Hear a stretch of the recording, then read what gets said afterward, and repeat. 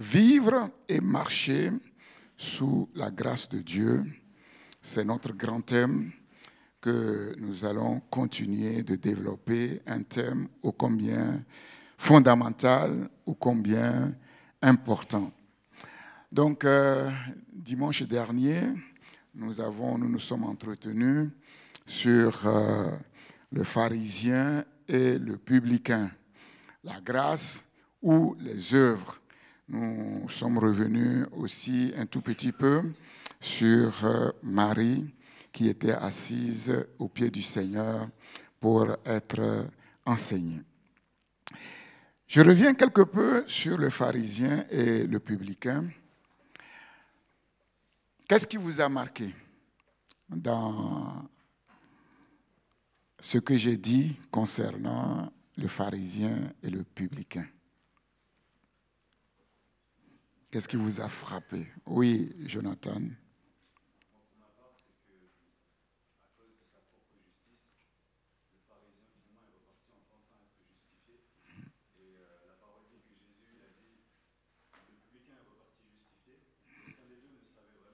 Oui.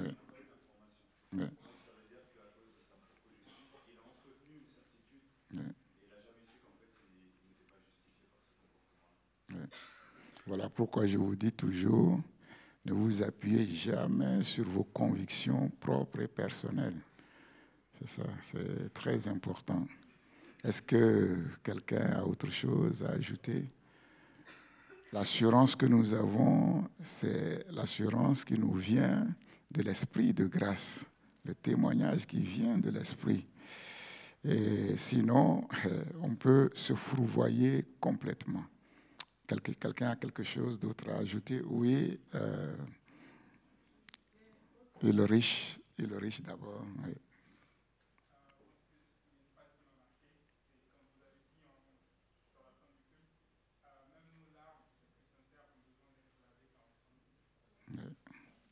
Donc c'est très, très parlant. Très, très parlant. C'est-à-dire que Dieu n'accepte absolument rien de l'être humain, même les souffrances, même les larmes. Si ça ne passe pas au travers de la grâce, c'est souillé. C'est souillé. On peut pleurer pour de mauvais motifs, sans même se rendre compte. Oui, la sœur Louise.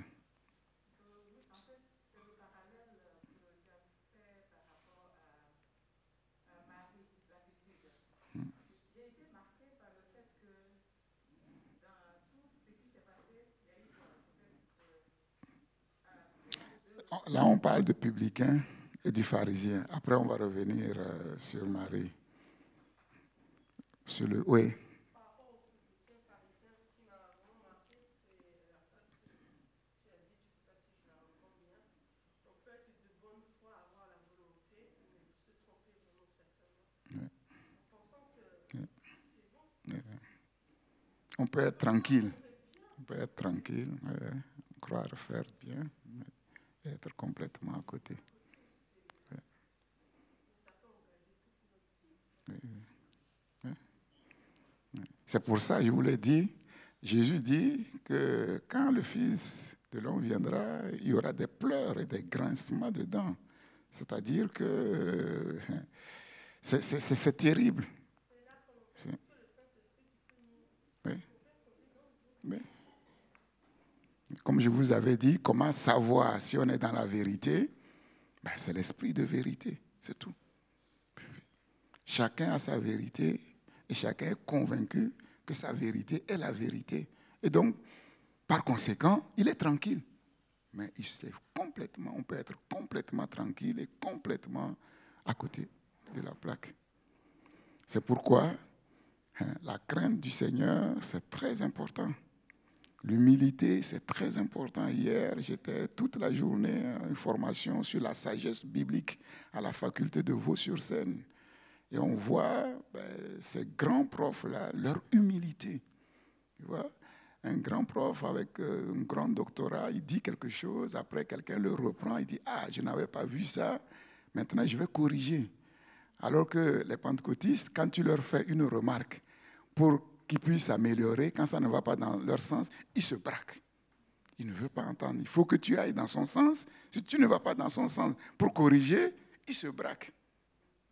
C'est la folie. C'est la folie. Si on refuse d'être repris, la Bible dit que celui qui refuse d'être repris, en fait, sera brisé tout d'un coup. On ne comprendra pas. On dit, mais qu'est-ce qui se passe? Pourquoi subite? Non, ce n'est pas subite. Ce qui paraît subite, c'est parce qu'à plusieurs reprises, Dieu a parlé. Il ne veut pas écouter. Donc après, c'est ça.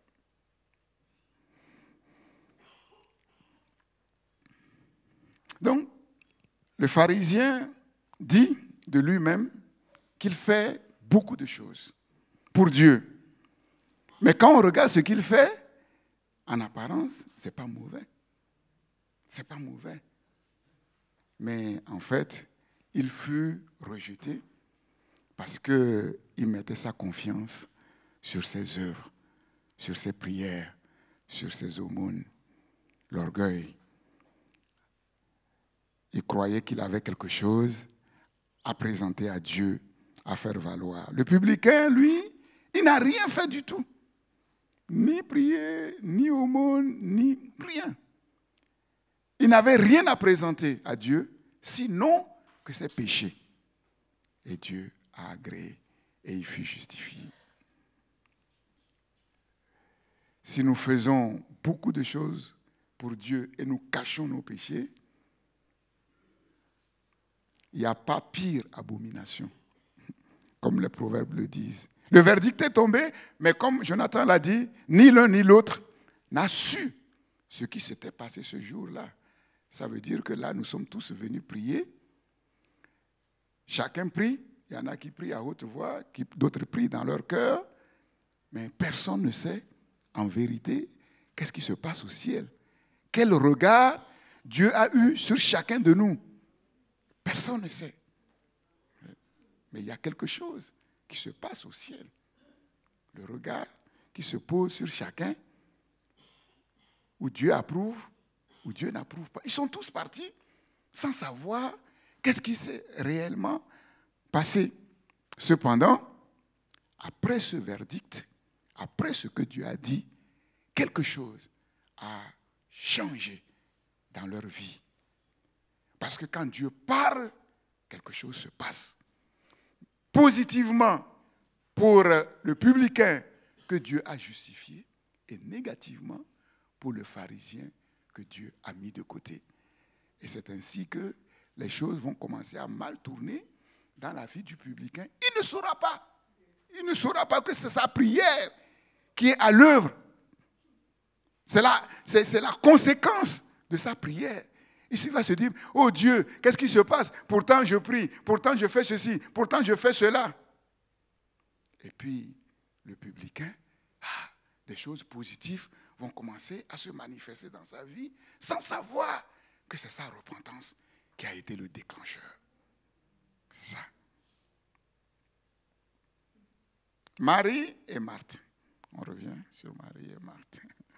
Alors, qu'est-ce que vous avez retenu? Qu'est-ce qui vous a frappé? Vas-y, comme tu as commencé.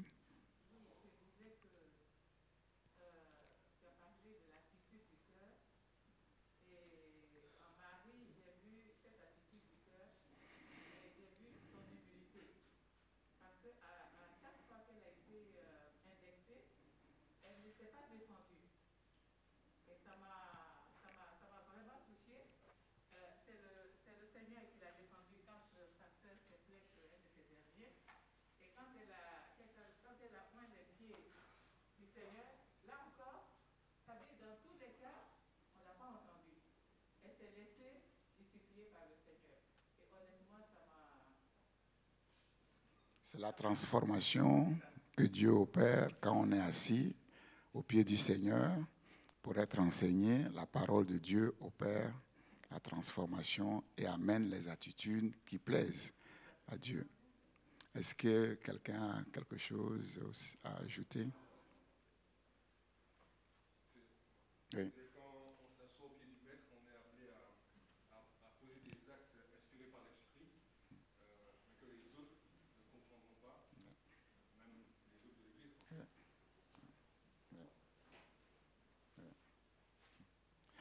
Les choses de l'esprit, ce n'est pas ce que nous croyons. C'est pas ce que nous croyons. Il y a beaucoup de choses que nous faisons par habitude. Par exemple, on parle de la louange et l'adoration. La louange et l'adoration, ce n'est pas les paroles. Ah non, ce n'est pas se lever, s'agiter, danser. Ah non, la première église, il n'avait pas d'orchestre. Il n'avait pas de groupe de louange. Jésus et les apôtres, ils chantaient a cappella. Ah, c'est pas ça l'adoration. Pas du tout ça. Sinon, tout le monde peut adorer Dieu. Tu prends un païen, un pécheur invétéré, tu l'assois, tu lui dis pour adorer Dieu, il faut danser comme ça. Et puis ensuite, tu dis merci Seigneur, tu es grand, tu es merveilleux. Il va faire comme toi, il va imiter. Tout le monde peut faire, c'est pas ça. Les adorateurs que le Père cherche sont les adorateurs en vérité et en esprit. En vérité et en esprit. C'est-à-dire que ce que nous faisons est un acte qui est vu au ciel comme étant vrai, conforme à la vérité de la parole. Et ça ne peut être déclenché que par l'Esprit de Dieu. Par l'Esprit de Dieu. L'adoration, si on peut définir l'adoration, c'est un oui inconditionnel à Dieu. Abraham a dit, en allant sacrifier Isaac, moi et le jeune homme, nous montons sur la montagne pour adorer l'Éternel. Un oui inconditionnel. Et c'est à partir de ce oui-là qu'on peut parler et que Dieu va agréer. Tu vois, celui qui, dans son cœur, a dit oui inconditionnel et qui ouvre sa bouche pour louer Dieu et qui danse, ça n'a pas du tout la même valeur que celui qui régime dans son cœur, qui ne connaît pas la vérité et qu'il proclame. Ce n'est pas du tout la même valeur. Quelqu'un a autre chose à ajouter? Oui. Comment? Ceux qui travaillent dans la logique de la grâce ne s'inquiètent jamais. Ceux qui travaillent dans la logique de la grâce ne s'inquiètent jamais. Non, ils ne s'agitent pas. Ils ne s'agitent pas, ils ne se lamentent pas, ils ne s'inquiètent pas, parce qu'ils reposent sur la grâce, et dans la grâce, ils ont tout. Oui.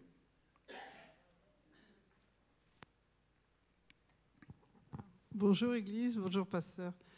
Moi, ce que j'ai retenu de Marie, c'est qu'elle était dans l'obéissance et la soumission à Dieu pour faire sa volonté. Alors que Marthe était beaucoup agitée et n'est pas encore mûre, mature dans l'esprit. Donc elle s'affairait d'en faire les choses, croyant faire le bien et les choses dans l'ordre, alors que Marie venait en priorité au pied de Jésus, au pied de son maître. Merci. Oui.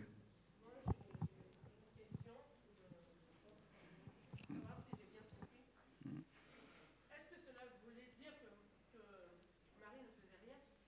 Non. Mais non. Oui. Oui, mais humainement, elle ne faisait rien. Humainement, physiquement, matériellement, Oui. elle ne faisait rien. Mais spirituellement, Voilà. elle était active, elle était inactive sur le plan humain naturel et très active sur le plan spirituel. C'est ça. Oui. De la même manière, certains pensent que prier, on ne fait rien. Bon, si on ne fait rien, enferme-toi 1 heure et prie. C'est ça. Hein? C'est que, bon, malheureusement, le piège de ce qu'on voit, de ce qu'on touche, de ce que... C'est ça. Elle était très active spirituellement. Marie et Marthe sont 2 sœurs qui ont grandi dans la même maison, qui ont eu la même éducation. Mais comment se fait-il qu'il y avait une telle différence entre les 2 sœurs? Comment se fait-il? Et quelle est la raison de cette différence? Quelle est la raison de cette différence? Quelle est la raison fondamentale de cette différence? Non.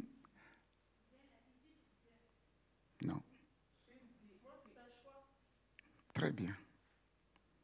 Très bien. Elles ont la même éducation. elles ont grandi dans la même maison. Mais là, la différence de fond vient du choix que l'une et l'autre ont fait. Jésus l'a dit, Marie a choisi la bonne part. Marie a choisi la bonne part. Je vous ai dit que la vie est une question de choix. Là, vous recevez les mêmes enseignements. Vous venez à la même église, enseigné par le même pasteur. Mais vos vies ne seront pas pareilles. Tout dépend des choix, du choix que vous allez faire à l'écoute de cette parole. À l'écoute de cette parole. Mais comment définir le choix de Marie? Parce que là, ça paraît comme ça, mais c'est fondamental.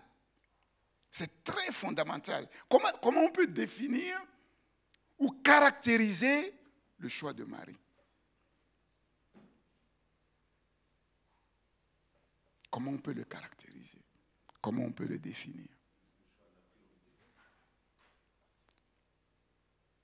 Qui se manifeste comment, concrètement?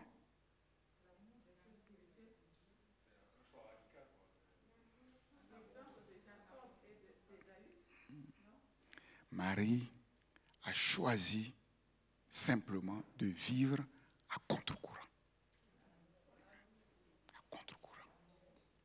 À contre-courant de son éducation, déjà même à contre-courant de sa nature en tant que femme, dans une telle société formatée pour servir à la maison, pour s'occuper des tâches ménagères. Elle a dit non. Et je peux vous dire qu'il faut beaucoup de force spirituelle. Beaucoup de force spirituelle pour dire non. Marthe, peut-être, elle s'est dit, Marie est assise. Moi, si je m'assois, qui va donner à manger à Jésus, à notre hôte?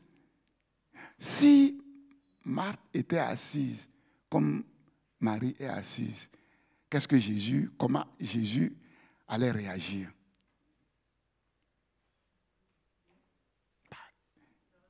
De la même manière qu'il a approuvé Marie, Jésus allait approuver Marthe.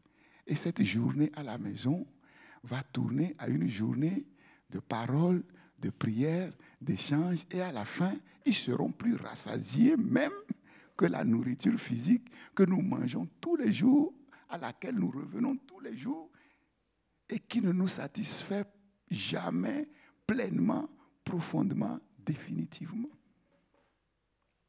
Jésus a dit à propos de la Samaritaine, j'ai une nourriture à manger que vous ne connaissez pas. Ma nourriture, c'est de faire la volonté de Dieu. Quand nous faisons la volonté de Dieu, nous sommes spirituellement rassasiés. Et quand nous sommes spirituellement rassasiés, la faim physique disparaît.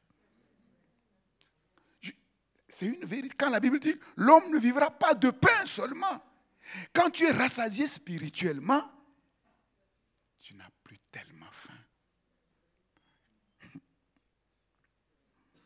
À contre-courant de son éducation familiale, à contre-courant des traditions, à contre-courant de la religion juive. Je vous ai dit qu'aucun rabbi à l'époque ne pouvait admettre dans l'équipe de ses disciples une femme. Et aucune femme ne pouvait oser poser sa candidature pour être disciple dans l'équipe d'un rabbi, parce que sinon elle est considérée comme une dévergondée.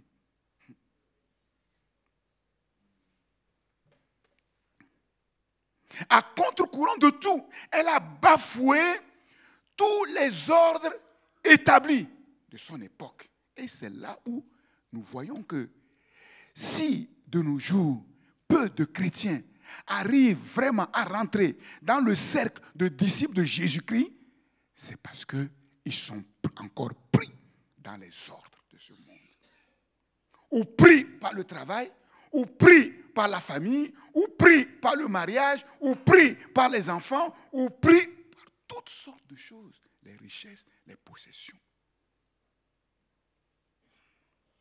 Et s'il n'y a pas cette violence spirituelle pour dire non à ces choses, vous ne pourriez jamais avoir le temps nécessaire de vous asseoir au pied du maître. Impossible, je vous le dis. On pense que il n'y a qu'une catégorie de personnes qui sont appelées à faire peut-être de grandes choses comme les Moïse, comme... Non. Marie, est-ce qu'elle était parmi les apôtres? Non. Et après, on a vu le témoignage qui l'a accompagné plus tard. Donc là, c'est sérieux. Elle a dit non à tout ce qui pouvait l'empêcher de donner la priorité à la parole de Dieu. Tout ce qui l'empêche de donner la priorité à la parole de Dieu, elle a dit non, catégoriquement. Quitte à ce qu'on se moque d'elle, quitte à ce qu'on la traite de moins que rien, comme sa sœur.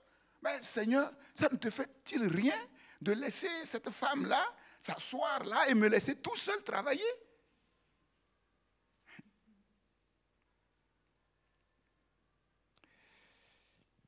Et c'est là qu'on voit que vivre à contre-courant, c'est le renoncement. C'est le renoncement. Et sans le renoncement, personne ne peut vivre à contre-courant. Et sans la vie à contre-courant, personne ne peut être réellement disciple de Jésus. Beaucoup disent qu'ils veulent l'être, mais dans le concret, ils n'ont pas fait le choix. Et la vie quotidienne de tous les jours les empêche de donner la priorité au Seigneur. Ce que Marie a fait, est-ce que sa sœur aurait pu le faire? Et pourquoi elle ne l'a pas fait? Elle ne l'a pas fait parce que sa priorité était ailleurs. Sa priorité était ailleurs. Tout simplement. Ne dites pas ici, ces deux sœurs qui ont reçu Jésus dans leur maison, ne dites pas que si Marie l'a fait, c'est parce qu'il y avait une grâce sur elle. Non. Pourquoi Jésus va donner une grâce particulière à une sœur et puis celle qui se démène pour le recevoir bien, lui refuser cette grâce? Pourquoi? Et donc c'est là où on voit que la grâce est là, mais notre responsabilité de choisir, notre responsabilité de mettre les priorités, c'est nous qui devons le faire. Et si on ne le fait pas, Jésus ne fera rien. Jésus ne fera rien. Ce que Marie a fait, Marthe aurait pu le faire, toutes les femmes peuvent le faire, tous les hommes peuvent le faire. Et s'ils ne le font pas, c'est qu'ils ont d'autres priorités. Donner la priorité à Jésus quand il le faut, donner la priorité à la parole de Dieu, donner la priorité au royaume de Dieu. S'agiter, s'inquiéter pour les choses de la vie n'est pas une fatalité, c'est un choix. C'est une question de priorité. C'est une question de priorité. Et donner la priorité à la parole de Dieu et à Christ, c'est le choix qui conditionne toute notre vie. Toute notre vie. C'est le choix qui conditionne tous les autres choix. À partir du moment où nous donnons la priorité à la parole de Dieu et à Christ dans notre vie, ça va conditionner notre travail, ça va conditionner notre mariage, ça va tout conditionner. Parce qu'à chaque fois que nous voulons faire un choix, nous regardons pour voir est-ce que ce choix est soumis à la priorité première. Et c'est comme ça que ceux qui font ce choix sont protégés de faire de mauvais choix sur le plan du mariage, de faire de mauvais choix sur les autres. Sinon, ils n'ont aucune protection. Aucune protection. Ils décident d'eux-mêmes. Ils font tout. Parce que tout le monde le fait. On veut se marier parce que tout le monde se marie. On veut avoir des enfants parce que tout le monde a des enfants. On veut travailler parce que tout le monde... Mais avec le Seigneur, ce n'est pas comme ça. Tu n'es pas tout le monde. Dieu dit qu'il t'a créé pièce unique pour une œuvre unique qu'il veut accomplir de manière unique dans ta vie. Et si tu agis comme monsieur tout le monde, madame tout le monde, Dieu se retire. Dieu ne trouve plus son compte. C'est le choix qui fait fondamentalement la différence entre tous les êtres humains devant Dieu. Quand Dieu regarde les êtres humains, il ne regarde pas ce que nous faisons. Il regarde si nous avons fait ce choix de le mettre en premier dans nos vies. C'est tout. Et c'est à partir de là que la grâce va surabonder ou elle ne va pas surabonder. C'est très important. La famille, le travail, les relations, les possessions, que beaucoup mettent en avant, en réalité, pour dire qu'ils n'ont pas le temps, en réalité, ces choses ne sont que des prétextes.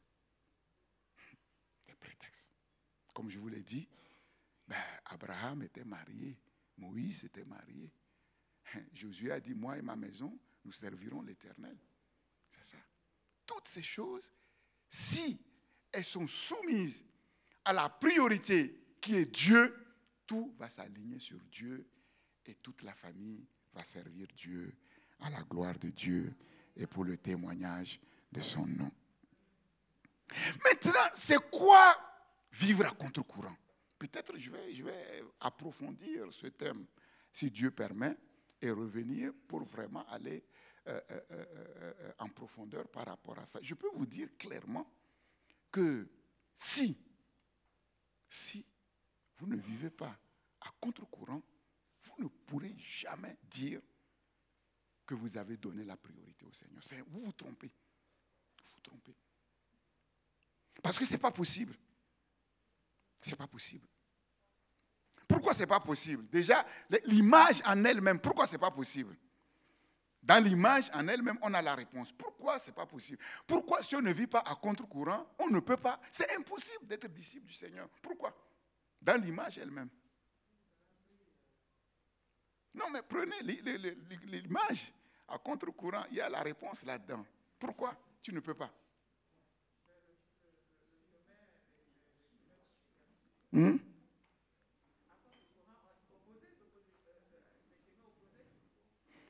Oui.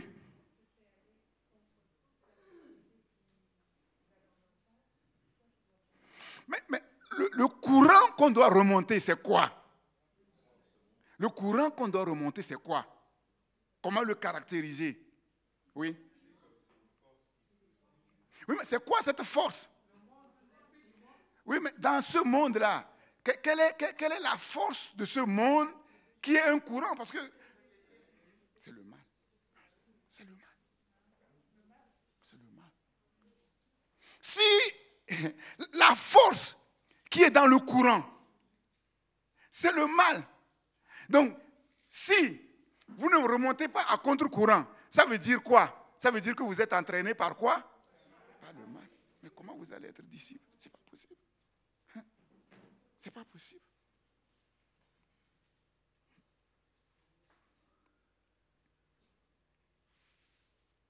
Donc, la question que tu dois te poser, est-ce que je peux dire que je vis à contre-courant? Est-ce que je peux dire que j'ai fait le choix de vivre à contre-courant? Parce que si vous n'avez pas fait ce choix-là, dans le fond de vous-même, Dieu ne peut rien faire ou Dieu n'a rien fait. Parce que si Dieu a fait quelque chose, la chose que Dieu a faite en vous, c'est la force qu'il a mise en vous pour vous permettre d'aller à contre-courant.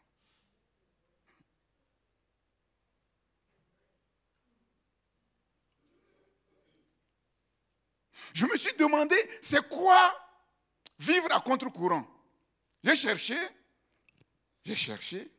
qu'est-ce que ça signifie? Et j'ai trouvé quelque chose que je vais partager avec vous. La vie du saumon. La vie du saumon. Le saumon est le poisson qui a la particularité de remonter n'importe quel fleuve à contre-courant. À contre-courant. Donc, ce que Dieu nous demande de faire, ça se fait sur la terre. Vous savez, quand Dieu te demande quelque chose, il y a quelqu'un sur la terre qui l'a fait. Si je dis que c'est trop, ok, Dieu va dire, ok, bon, c'est trop. Mais il y a quelqu'un qui l'a fait. Comment se fait-il que lui l'a fait et toi tu dis que c'est trop? Et on va voir, c'est une question de priorité et de choix. C'est tout. Le poisson est capable de le faire. Le poisson est capable, à combien plus forte raison, nous les humains. Nous les humains. Comment les saumons parviennent-ils à remonter le courant sans faiblir? Au Canada, comme dans d'autres parties du monde, le saumon remonte le fleuve qu'il a vu naître, et afin qu'il puisse se reproduire. Pour se reproduire, pour pondre des œufs, le saumon se trouve dans l'obligation de remonter le fleuve à contre-courant. Mais comment y arrive-t-il sans que son cœur ne lâche? Retrouver ses racines, ça demande parfois un peu d'effort, sinon beaucoup d'effort. Et aucun autre animal sur la terre ne sait mieux le faire que le saumon. Nageant dans les eaux salées la plus grande partie de sa vie, c'est-à-dire que le saumon vit la plus grande partie de sa vie dans l'eau salée, alors qu'il est né dans l'eau douce. Et c'est dans l'eau douce qu'il doit se reproduire. Et tant qu'il n'est pas dans l'eau douce, il ne peut pas se reproduire. Or, il se fait qu'il se retrouve dans l'eau salée. Et pour retrouver l'eau douce dans laquelle il est né, il est obligé de monter le courant à contre-courant, le fleuve à contre-courant. Nageant dans les eaux salées la plus grande partie de sa vie, un saumon doit un jour ou l'autre remonter le courant du fleuve pour retrouver les eaux douces qui l'ont vu naître. Ensuite seulement, le saumon se reproduit, pond ses œufs avant de mourir, bouclant ainsi le cycle de sa vie. C'est donc en réalisant un effort physique incommensurable qu'il permet l'existence d'une nouvelle génération. Si le saumon ne remonte pas le fleuve à contre-courant, il ne peut pas avoir de postérité. Si nous n'apprenons pas à remonter le fleuve de ce monde à contre-courant, nous n'aurons pas de postérité spirituelle. C'est fort. Mais comment le cœur du saumon tient-il en pleine remontée du courant, en pleine remontée du courant pour effectuer un tel effort? Les explications des scientifiques. D'après les derniers résultats d'une équipe canadienne de l'université de Guelph au Canada, publiés dans le Journal of Experimental Biology, le saumon obtient pour pouvoir le faire, il obtient un boost d'oxygène. Par l'action d'enzymes. Les enzymes, ce sont des substances chimiques qui sont utiles, nécessaires dans la physiologie. Il obtient un boost d'oxygène par l'action d'enzymes normalement absentes du plasma sanguin. C'est-à-dire qu'il reçoit un boost par quelque chose qu'il n'a pas dans son corps. C'est moi qui pose cette question, d'où lui vient ce boost d'oxygène supplémentaire? C'est là où le scientifique dit, le cœur d'un saumon a toujours plus d'un tour dans son sac. Et on va voir que le cœur d'un chrétien a toujours plus d'un tour dans son sac. Et le tour qu'il a dans son sac, qui le booste et qui lui permet de monter le courant, de monter le fleuve à contre-courant, quelque chose qu'il n'a pas en lui, c'est ce que nous appelons le Saint-Esprit. Ce que nous appelons le Saint-Esprit. Contrairement aux oiseaux et aux mammifères, l'appareil circulatoire des poissons est unidirectionnel. C'est-à-dire que quand le sang va, il sort du cœur, il va, il ne revient pas. Il ne va pas et il revient, il ne va pas et il revient. Le cœur ne sert que de pompe pour renvoyer le sang vers les branchies. Les branchies, ce sont les organes de respiration des animaux, des poissons, des animaux aquatiques.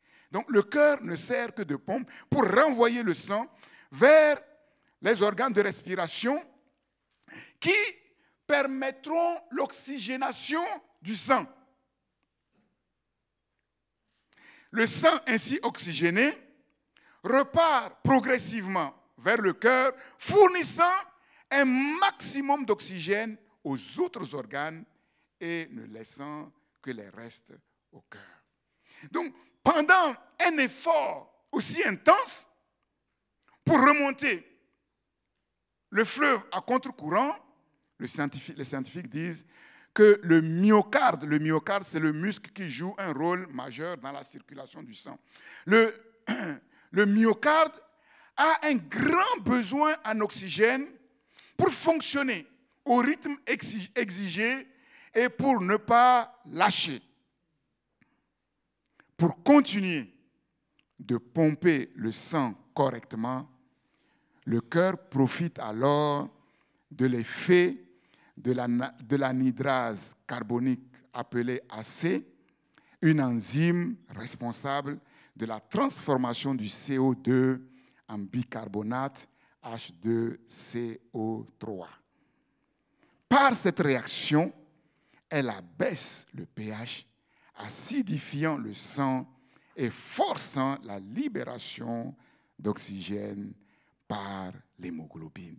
Donc, il se passe un phénomène extraordinaire quand le saumon décide subitement, fait le choix subitement de remonter le fleuve à contre-courant, tout de suite, dans son corps, quelque chose se passe qui libère un surplus d'oxygène, un surplus d'énergie, un surplus de force nécessaire qui lui permet de remonter le courant sans que son cœur ne lâche.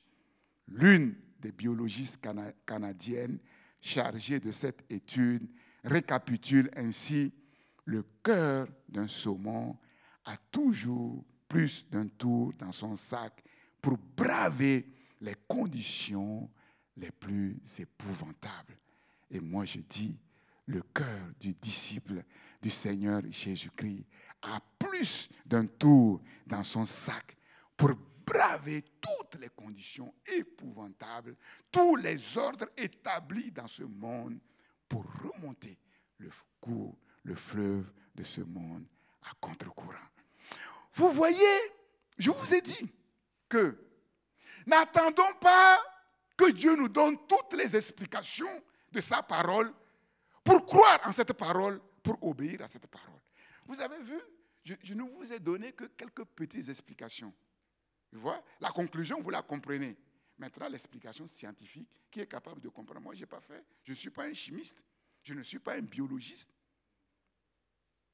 Mais ce qui est sûr, c'est que ce qu'ils ont constaté à propos du saumon, qu'on sache qu'est-ce qui se passe en lui qui lui permet de monter le courant ou pas. Le saumon, il monte quand même le courant, qu'on sache ou qu'on ne sache pas. Que tu comprennes ou que tu ne comprennes pas ce que Dieu te dit, si tu crois et tu fais le choix en direction de ce que Dieu te dit, tu vas te retrouver en train de faire des choses que les gens ne comprendront pas, c'est-à-dire vivre de manière radicalement différente dans ce monde pour la gloire du Seigneur. Alléluia. Lisons Romains chapitre 3. Romains chapitre 3, verset 19.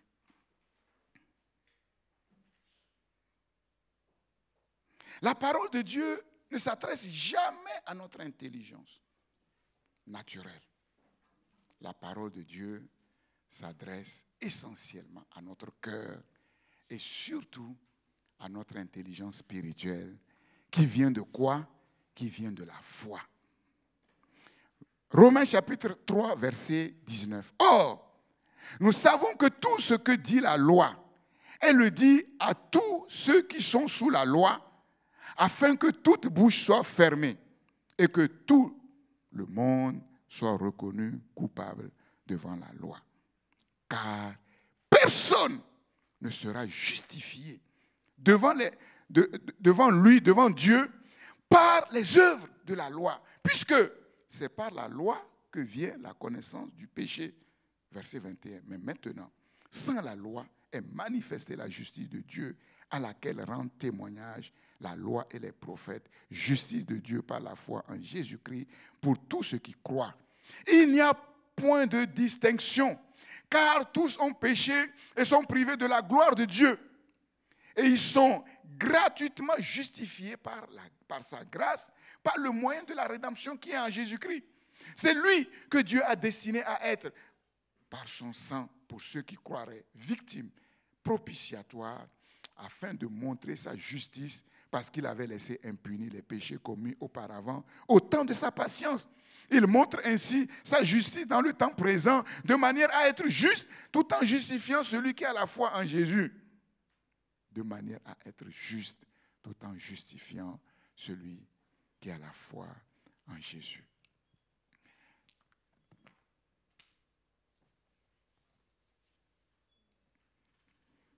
Nous allons voir maintenant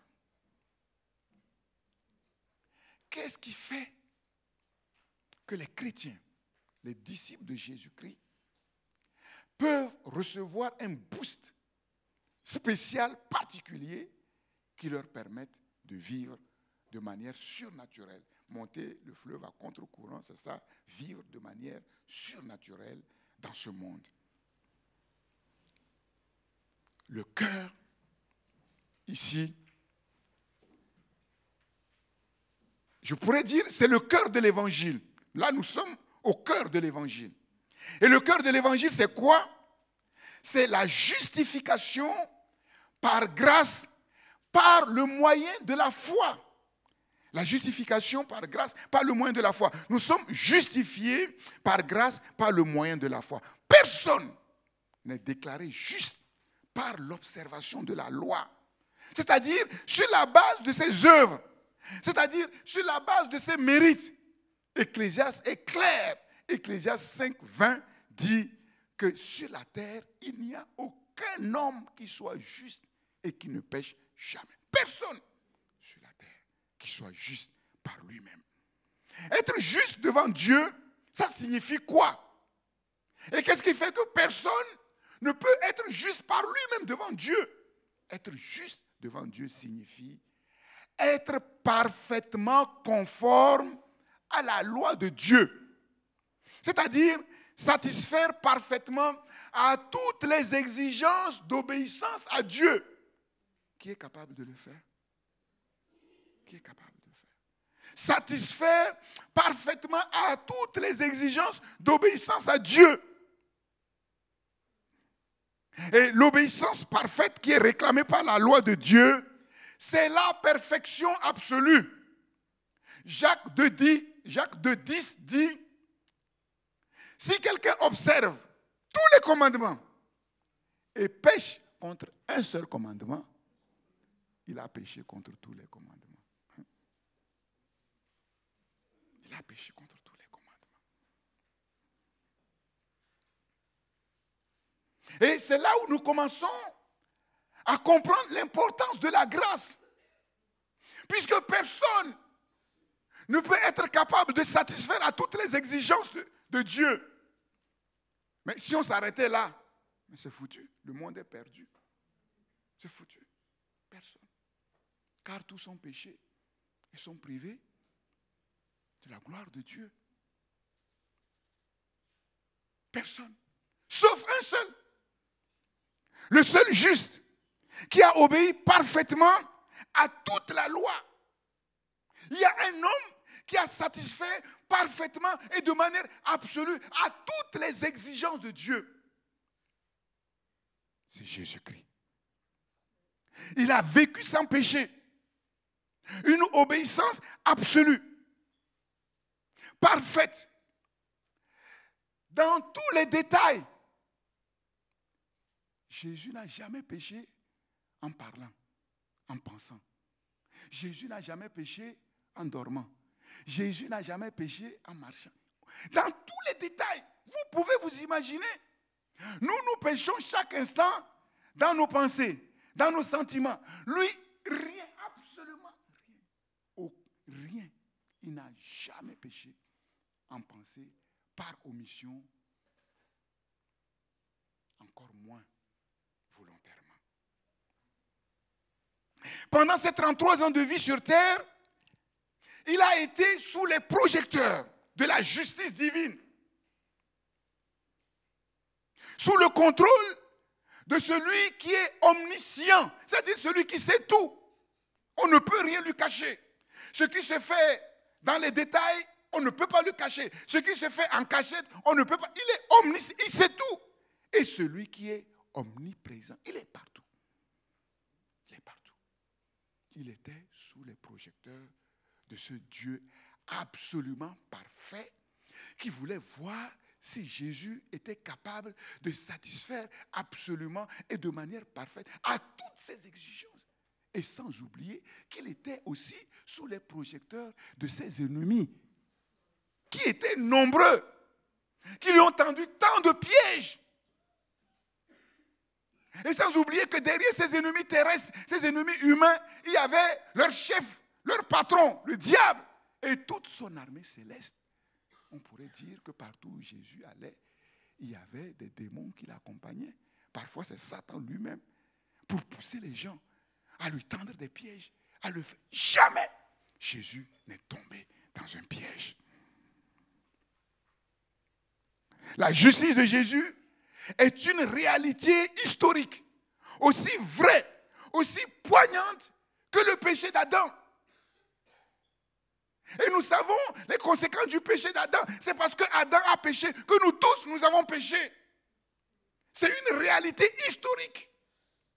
Et la justice du Seigneur Jésus est aussi historique, une réalité aussi historique et aussi poignante que le péché d'Adam.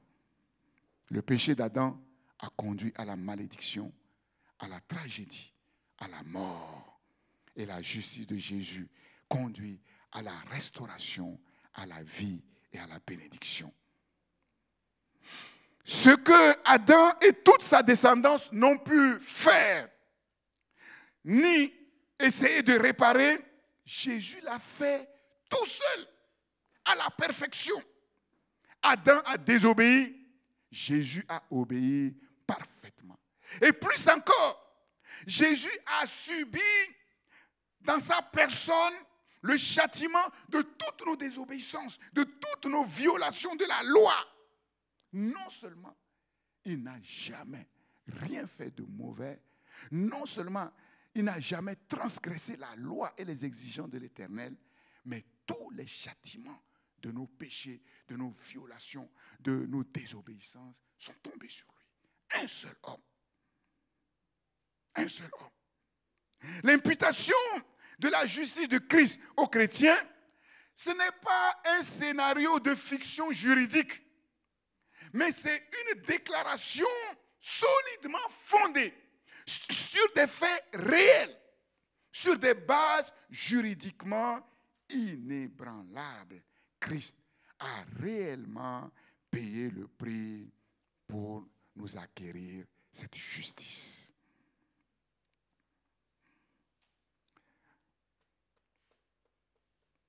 Et le prix qu'il a payé, mes amis, personne ne peut le payer.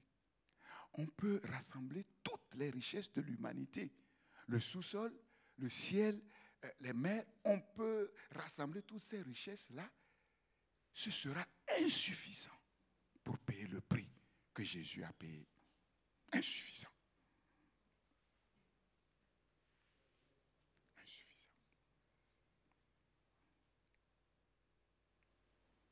Alors tu penses que ce sont tes petites œuvres-là que tu vas amener devant Dieu pour dire, Seigneur, regarde, je fais les efforts pour te plaire, toutes les richesses du monde, tout rassemblé, ce n'est pas suffisant.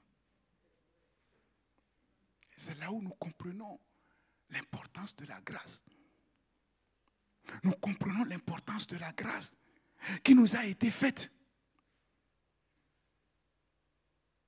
Et nous comprenons que cette justice, c'est le don de sa grâce. C'est un don gratuit. Mais est-ce que nous mesurons l'importance de ce don? Si nous mesurons un tant soit peu l'importance de ce don, nous ne pourrons pas vivre n'importe comment avec ce Christ. Quelqu'un qui te fait le meilleur cadeau qu'on n'a jamais fait à un être humain sur la terre. Quand on reçoit ce cadeau, on n'a pas le même comportement avec lui qu'avec les autres. Sinon, on n'a rien compris. Et si on n'a rien compris, la grâce ne peut pas opérer. On ne jette pas les perles au pourceau. Si on donne cette grâce surabondante à quelqu'un qui ne comprend pas, il va la fouler aux pieds. Il va la piétiner. De la même manière que si on donne la plus belle femme au monde à un fou, à un méchant, il va la tabasser. Quand je dis la plus belle, pas seulement physiquement, la meilleure femme, Proverbe 31, tu la donnes à un homme méchant, on sera surpris de voir que la plus belle femme est martyrisée.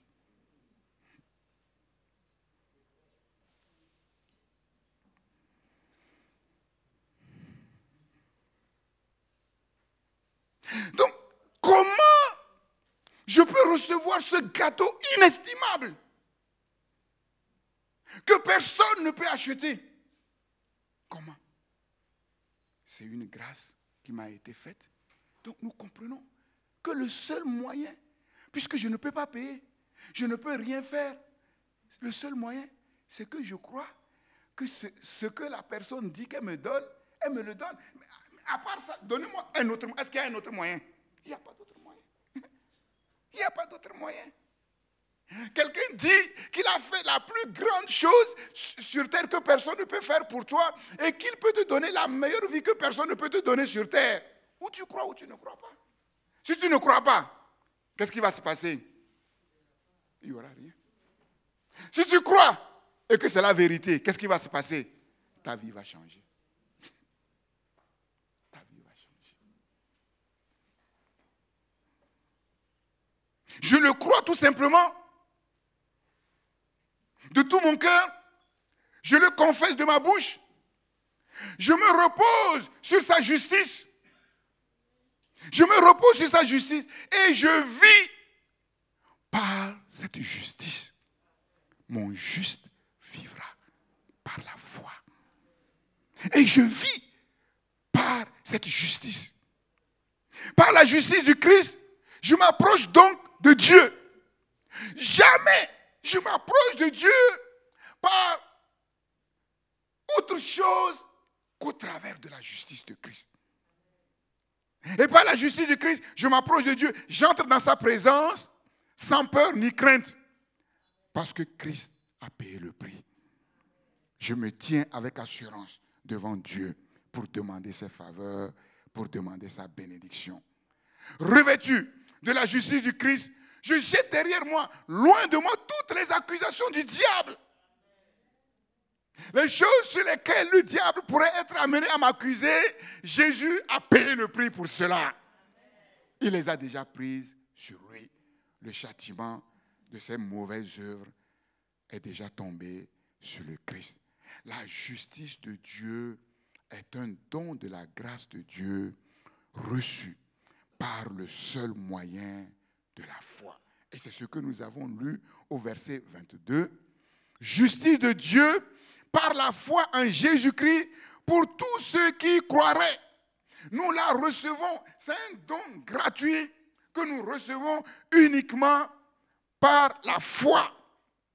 il n'y a pas de mérite à faire valoir. Aucune œuvre n'est demandée. Par conséquent, vouloir présenter quelque chose à Dieu, vouloir faire quelque chose pour prétendre avoir accès à cette justice, c'est annuler complètement l'œuvre que Christ a accomplie à la croix de Golgotha. Voilà pourquoi le verdict du Seigneur est sévère. Voilà pourquoi le verdict a été sévère vis-à-vis du pharisien qui a voulu présenter ses propres œuvres, ses propres mérites pour avoir l'approbation de Dieu. Il n'y a pas, on pourrait dire, il n'y a pas de pire péché que celui-là. C'est vraiment fouler à terre le sacrifice de la croix. C'est fouler à terre l'œuvre de la croix. Surtout que même la foi qui nous permet de recevoir cette justice, cette foi vient de quoi? Ça vient de qui? Comment? C'est sa grâce. La foi même qui est la condition, la seule condition pour recevoir la justice nous est donnée par la grâce. La foi vient de ce qu'on entend et ce qu'on entend vient de la parole du Christ. Quand nous asseyons au pied du Christ pour être enseignés, c'est la foi qui prend place dans nos cœurs et c'est la foi qui grandit dans nos cœurs. Vous voyez l'importance de la grâce. Tout. Ça veut dire quoi? Ça veut dire que la foi que je reçois au travers de la parole qui m'est donnée, dans cette foi, il y a tout ce dont j'ai besoin. Parce que dans la parole, il y a tout ce dont j'ai besoin. Cette parole, elle est esprit et vie. Quand je reçois la foi, parce que j'ai reçu la parole de Dieu, une puissance, une force, une énergie est libérée en moi. Je ne suis pas simplement déclaré juste, mais par la puissance de la parole de foi qui a manifesté la gloire de Dieu en moi, je suis rendu capable de marcher et de vivre selon la justice. Ce n'est pas seulement une œuvre extérieure. Le Seigneur me revêt du manteau de ta justice. Non, c'est aussi une œuvre intérieure. Par la puissance du Saint-Esprit, la parole de Dieu qui m'a été envoyée et qui a régénéré complètement mon cœur à l'intérieur de moi-même.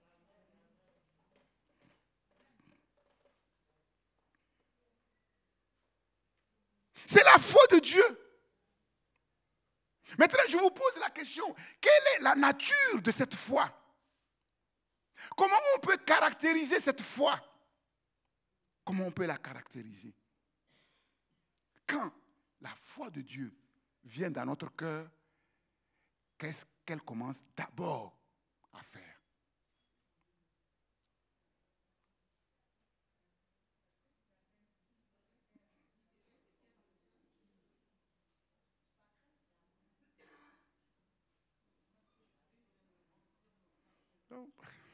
Pourtant, j'ai prêché plusieurs fois sur la foi. Hein?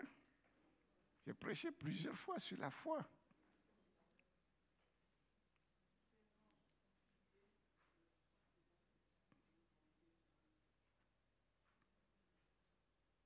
Qu'est-ce qu'elle fait?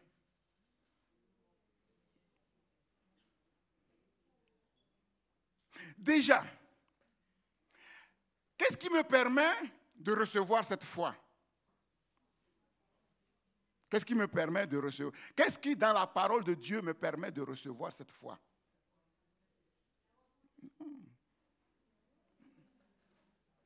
Il y a quelque chose dans la parole de Dieu qui me permet de recevoir cette foi.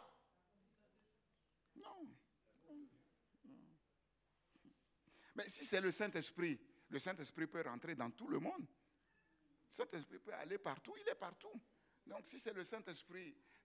Je suis en train de vous expliquer quelque chose. Ce que je suis en train de vous expliquer, c'est que sans la grâce, on ne peut rien faire. Mais comme Marthe et Marie Mais la grâce, elle est pour tout le monde. Comment se fait-il que pour certains ça marche et pour d'autres ça ne marche pas? C'est ça que je veux vous faire comprendre. Et c'est ça le plus important. Qu'est-ce qui dans la parole fait naître la foi? Amène cette foi à moi. Qu'est-ce que j'ai compris dans la parole qui permet à la foi de rester? Quelqu'un peut recevoir la parole, mais la foi ne reste pas. Mais qu'est-ce qui permet à la parole? Oui, Phoebe.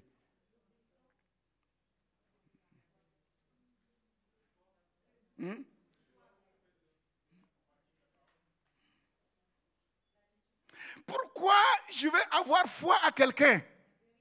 Pourquoi je vais avoir foi à quelqu'un? Pourquoi tu vas avoir foi à moi? Tu vas rentrer chez toi, tu vas faire à manger, tu vas dormir. Est-ce que moi je peux t'aider à faire quelque chose? Non. Pourquoi je vais te demander de mettre ta foi à moi? Si tu peux. Oui. Pourquoi? Oui, il faut expliquer. Oui, il faut expliquer. La foi vient parce que l'évangile est prêché. L'évangile, c'est quoi? C'est quoi l'évangile? Le cœur de l'évangile, car Dieu a tant aimé le monde qu'il a donné son Fils unique, afin que quiconque croit ne périsse point, mais qu'il ait la vie éternelle. Donc, quand l'évangile est prêché, qu'est-ce qui, dans ma compréhension de l'évangile, me permet d'aspirer à la foi de Dieu et de permettre à la foi de Dieu de s'installer en moi? Qu'est-ce que j'ai compris de l'évangile?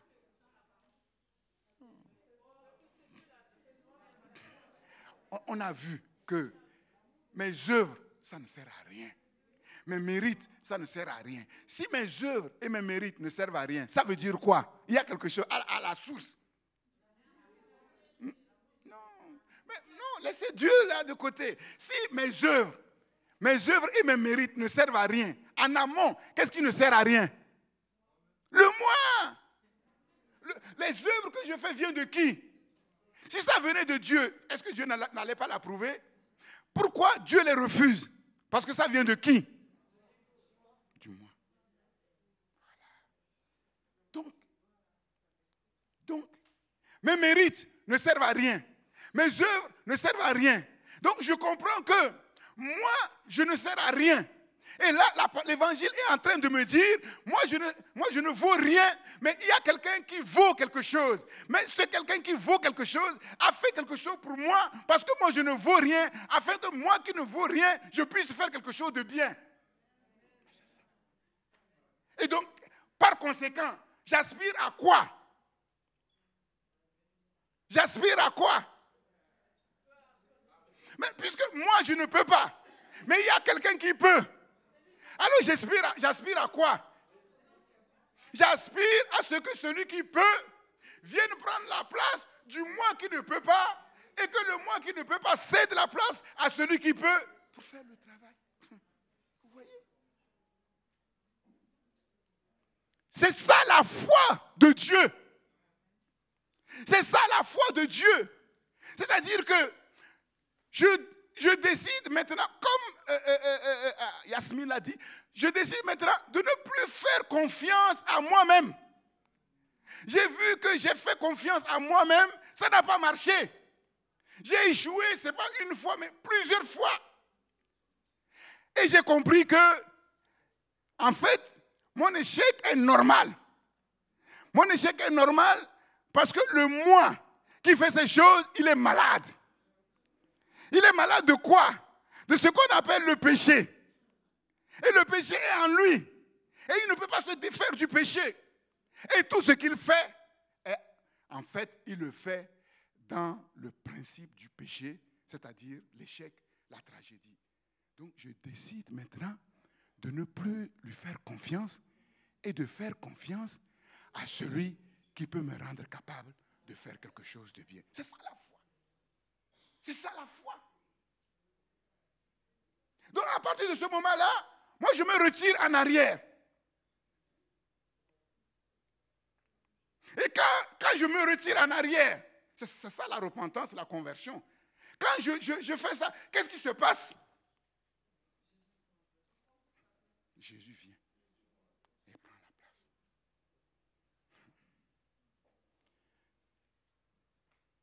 Si notre foi n'est pas ainsi, on se leurre. On se leurre.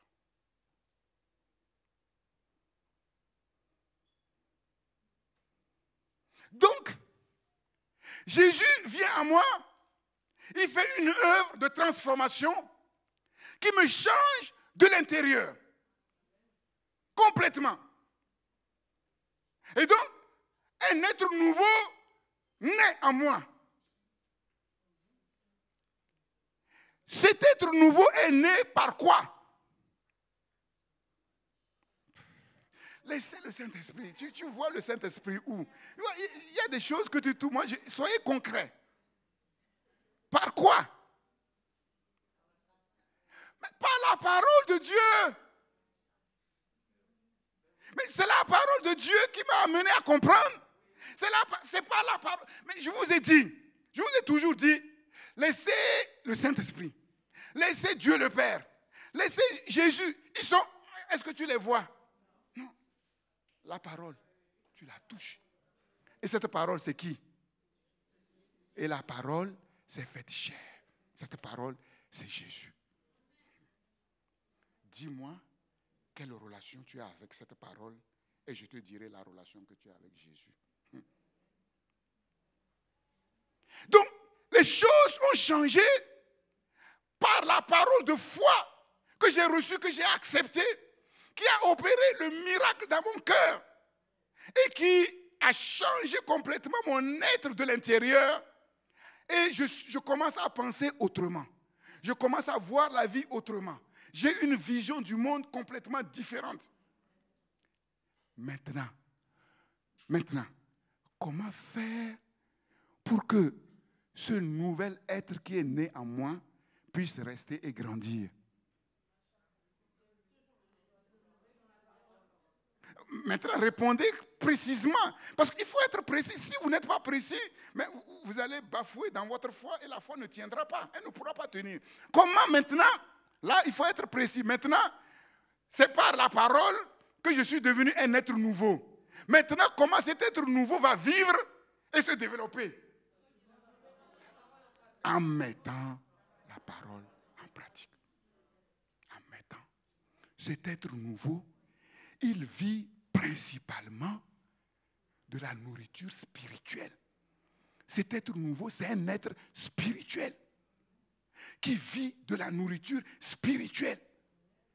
Toutes les fois où je comprends quelque chose de la parole et je la mets en pratique, je suis en train de terminer.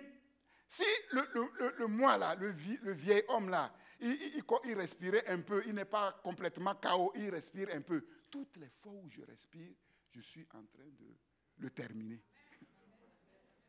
Et quand j'obéis à la parole, il arrive un moment où c'est fini.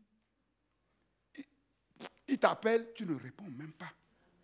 Tu fais clairement la différence entre comment tu étais avant et maintenant comment tu es en Christ.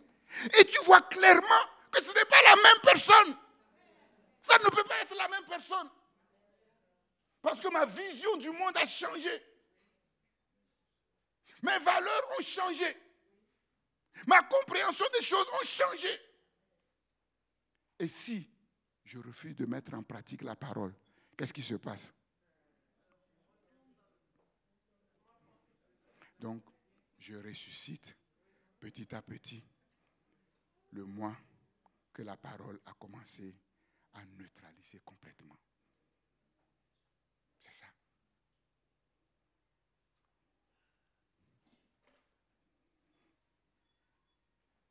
Christ ne nous donne pas simplement sa justice, mais Christ se donne totalement à nous. Christ se donne totalement à nous. J'ai été crucifié avec le Christ. Si je vis, ce n'est plus moi qui vis, c'est le Christ qui vit en moi.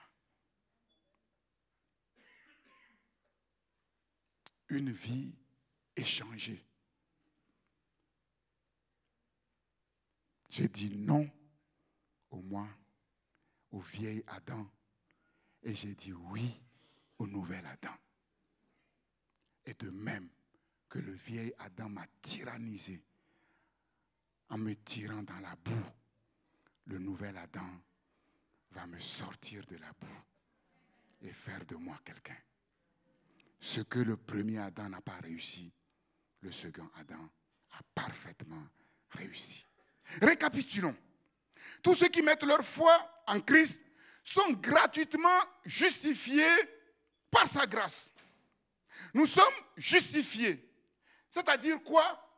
C'est-à-dire pardonnés pour tous nos péchés. Déclarés non coupables, justes. Il n'y a maintenant aucune condamnation pour nous. Qui accusera les élus de Dieu? C'est Dieu qui justifie. Et il nous a justifiés. C'est fini.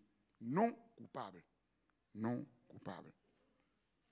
Dieu nous a gratuitement justifiés par sa grâce, par le moyen de la rédemption qui est en Jésus-Christ. Et c'est quoi la rédemption?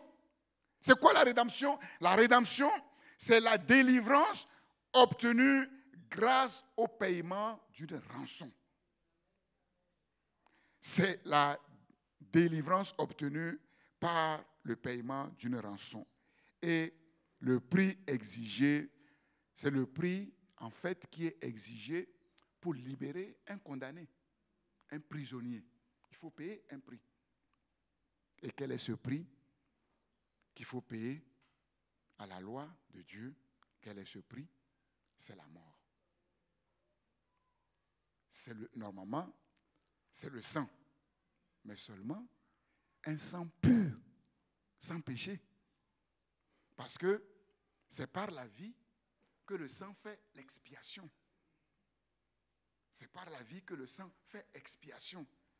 Donc, le prix exigé, c'est une vie sans tache, une vie pure. Mais puisque personne n'est juste, donc nous comprenons que c'est Jésus qui a payé ce prix. Il a payé ce prix. Et la rédemption, c'est plus que le pardon. On peut te pardonner. On peut te pardonner. Tu es pardonné. Mais pas forcément déclaré juste. Tu peux être pardonné, mais demain, si tu recommences, mais on va t'attraper. On va t'attraper. Mais ici, la rédemption, c'est plus que le pardon, parce que tout a été réparé. Non seulement on a pardonné, mais les conséquences, tout est réparé. Non seulement pour le temps présent, mais pour tout le temps. Parce que tu as mis ta foi en Jésus. Seulement, à condition que tu ne fasses pas n'importe quoi, sous prétexte que tu as été pardonné. Tu ne vis pas n'importe comment. Jésus a payé depuis le premier Adam jusqu'au dernier homme, femme qui va naître sur la terre. Il a tout payé. Tout est réglé. La rédemption, c'est plus que le pardon.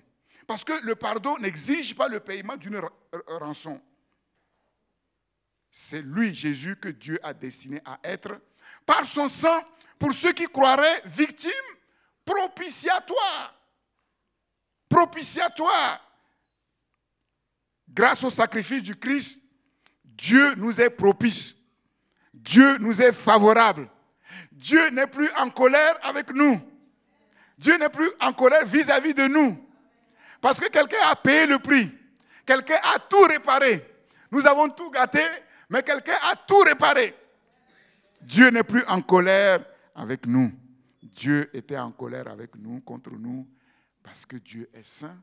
Il ne peut pas tolérer le péché. Il ne peut pas voir le péché. Maintenant, quand il nous regarde, ce n'est plus nous qui voit, c'est le Christ qui voit en nous. C'est ce qu'on a dit. On a cédé la place à Christ. Quand Dieu nous regarde, ce n'est plus nous qu'il voit, c'est le Christ qu'il voit au travers de nous. Dans son amour, Dieu a destiné son Fils. Dans son plan, il a tout planifié. Le moyen pour notre rédemption, et c'est en cela que nous disons vraiment gloire à Dieu pour l'évangile. La bonne nouvelle de sa grâce en Jésus-Christ. Et Paul dit que c'est dans cette grâce que nous devons demeurer fermes tous les jours de notre vie. Quels que soient les temps, quelles que soient les circonstances, que nous soyons forts, que nous soyons fatigués, que nous soyons faibles, il y a quelque chose dans laquelle on doit demeurer ferme, c'est la grâce de Dieu. La grâce de Dieu. Et à partir de ce moment-là, le diable ne peut rien. Nous allons terminer, on va lire dans Romains chapitre 6. Romains chapitre 6, verset 1er. Que dirons-nous donc? Bon, on peut commencer au verset 20 du chapitre 5. Or, la loi a intervenu pour que l'offense abonde, mais là où le péché a abondé, la grâce de Dieu a surabondé, afin que, comme le péché a régné par la mort, ainsi la grâce règne par la justice pour la vie éternelle par Jésus-Christ, notre Seigneur. Que dirons-nous donc? Puisque la grâce abonde, demeurerons-nous dans le péché afin que la grâce abonde? Loin de là. Nous qui sommes morts au péché, comment vivrions-nous encore dans le péché?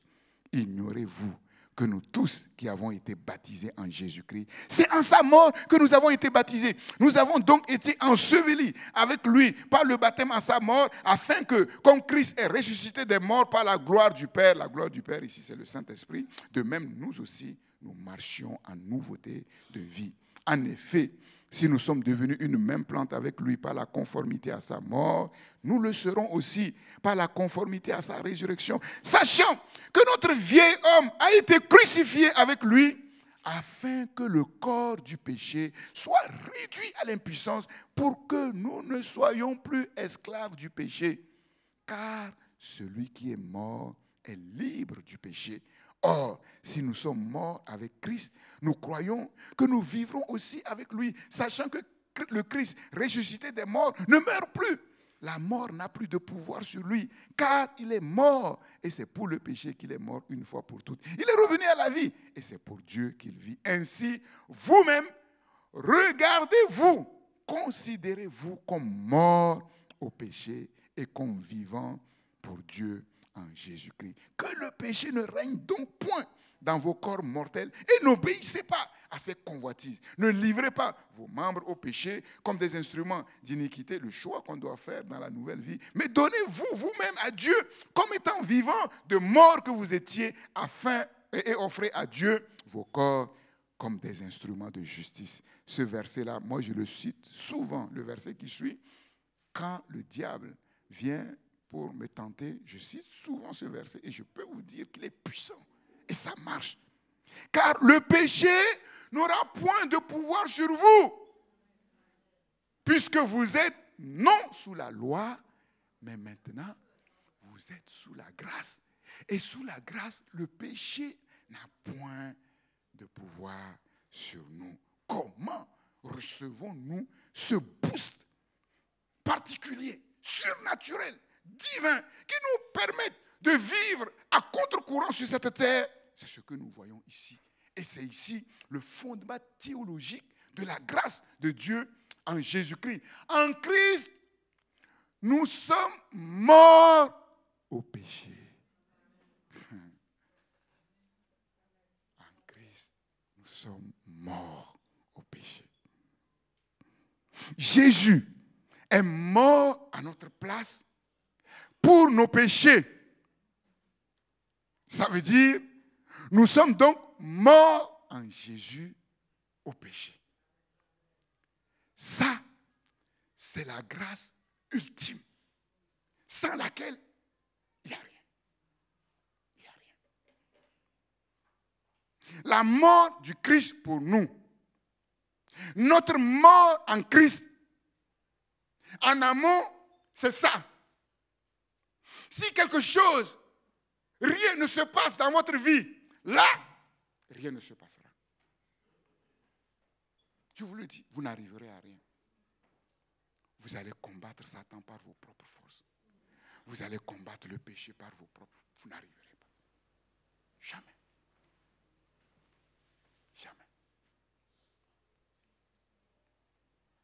C'est le point de départ de toute vie avec Dieu. C'est le secret de la grâce surabondante en Jésus-Christ. Et c'est aussi le point de départ de la vie de sanctification. Comment je peux marcher dans la sanctification? Parce que je suis mort au péché. Maintenant, je suis plus fort que le péché.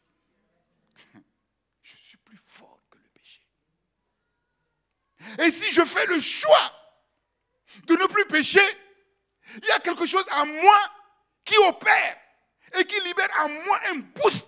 Je vous le dis, c'est vrai, c'est la vérité. Qui libère en moi un boost qui me permet de vaincre le péché.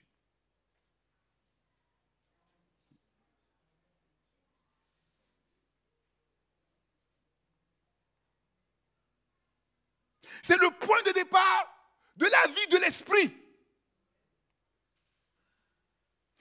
C'est à partir de là que l'esprit vient et il est à l'aise.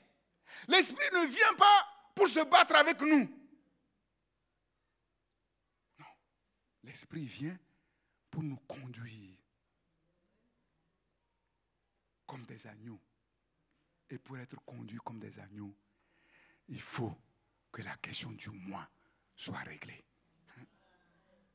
Et la question du moi a été réglée au travers de la mort du Christ. Christ est mort pour nous. C'est nous qui sommes morts avec le Christ.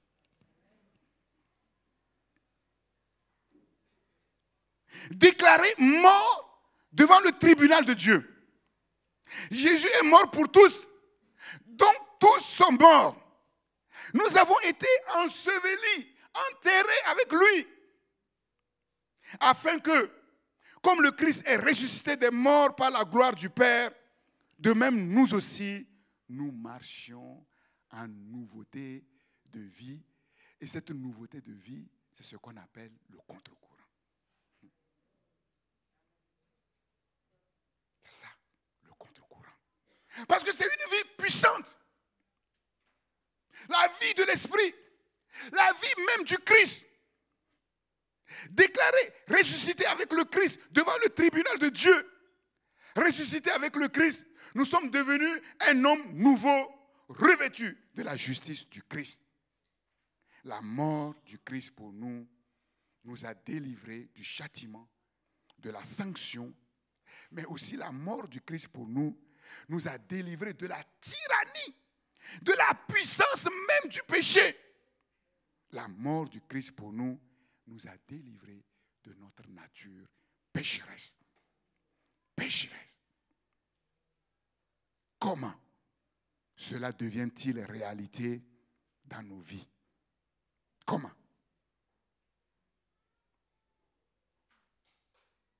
Ce que je suis en train de dire, comment cela devient-il une réalité dans nos vies?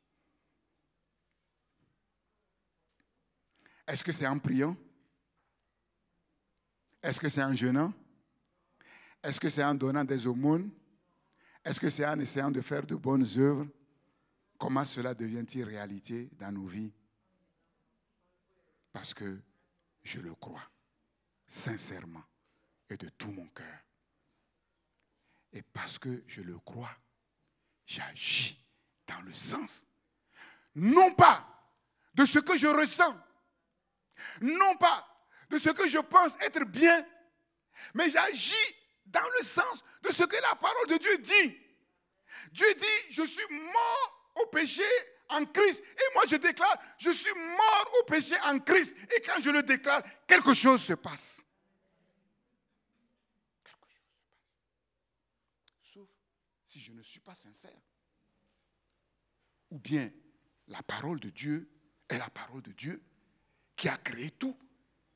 Tout ce qu'on voit, tout ce qui ne va pas, et qui est capable de recréer, qui est capable de réparer, ou elle n'est pas la parole de Dieu. La parole de Dieu, elle est créatrice, ordonnatrice, providentielle.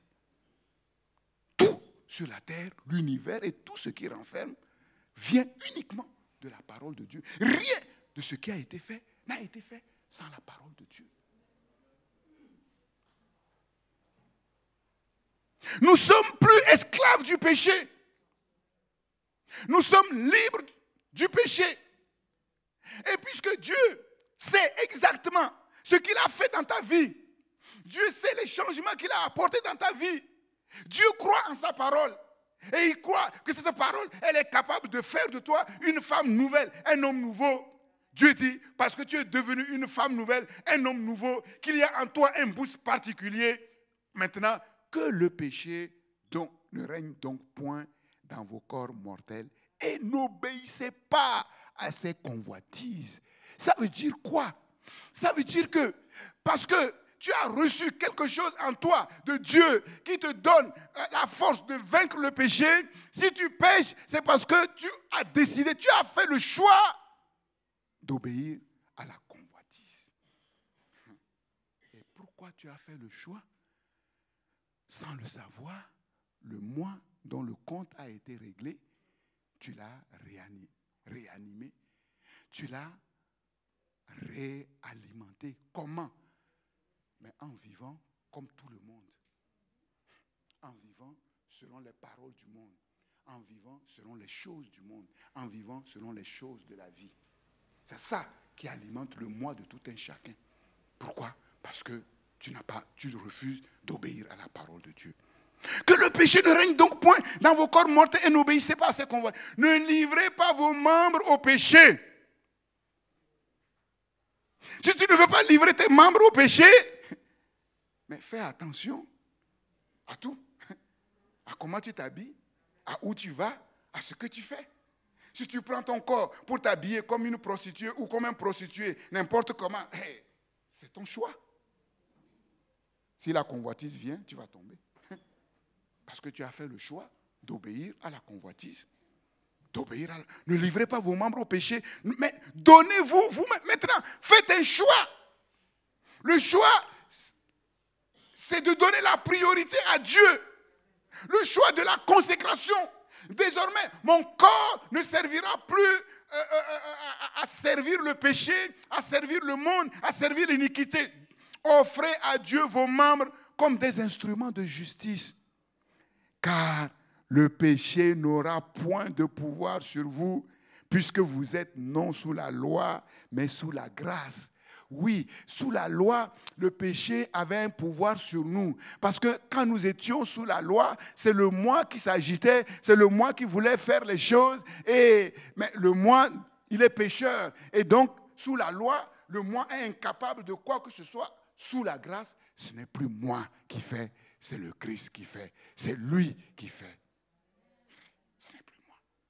Ou bien, je suis sous la loi, ou bien je suis sous la grâce.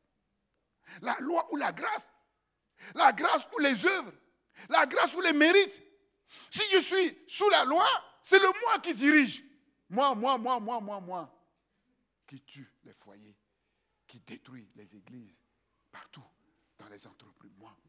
C'est ça la loi. Et sous la loi, l'homme est vaincu par le péché. Sous la grâce, ce n'est plus moi, c'est lui. Et lui, il a vaincu le péché. Il a vaincu le diable. Il a vaincu la convoitise. Il a tout vaincu. Ce n'est plus moi qui agis sous la grâce, c'est le Christ qui agit. Le péché n'aura point de pouvoir sur vous. La loi a intervenu pour que l'offense abonde, mais là où le péché a abondé, la grâce de Dieu a surabondé. Demeurerons-nous dans le péché afin que la grâce de Dieu surabonde? Bien sûr que non. Et c'est là où nous devons avoir une juste compréhension de la grâce. La grâce qui nous est donnée, elle nous est donnée gratuitement parce qu'on ne peut rien faire pour la mériter. Mais cette grâce n'agit pas n'importe comment.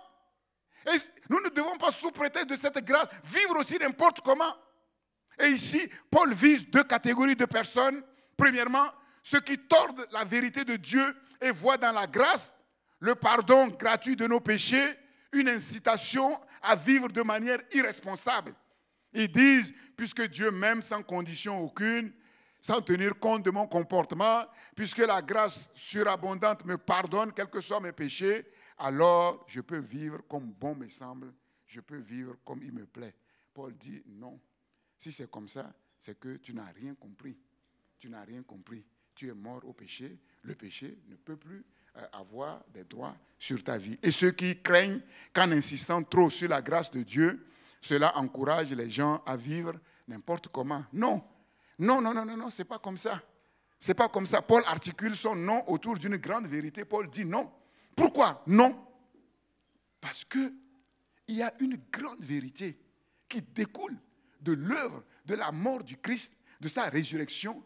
Et cette grande vérité de la parole de Dieu, c'est notre union avec le Christ. Notre union avec le Christ. Nous sommes un avec le Christ. Nous sommes devenus un avec le Christ. Nous qui sommes morts au péché, comment vivrions-nous encore dans le péché? Mais je suis mort au péché. Comment je vais vivre encore dans le péché? Comment un mort peut vivre? C'est contradictoire. C'est impossible. Ou tu es mort, ou tu n'es pas mort. Mais si tu es morte, si tu es mort, tu es mort au péché. Et le péché ne peut plus avoir de droit ni de pouvoir sur toi. Impossible. Quand il t'appelle, le mort, appelle le mort. Va au cimetière et prêche aux morts. Puis tu as beau dire au nom de Jésus-Christ, levez-vous et marchez. Le cimetière vont te regarder comme ça, personne ne va se lever.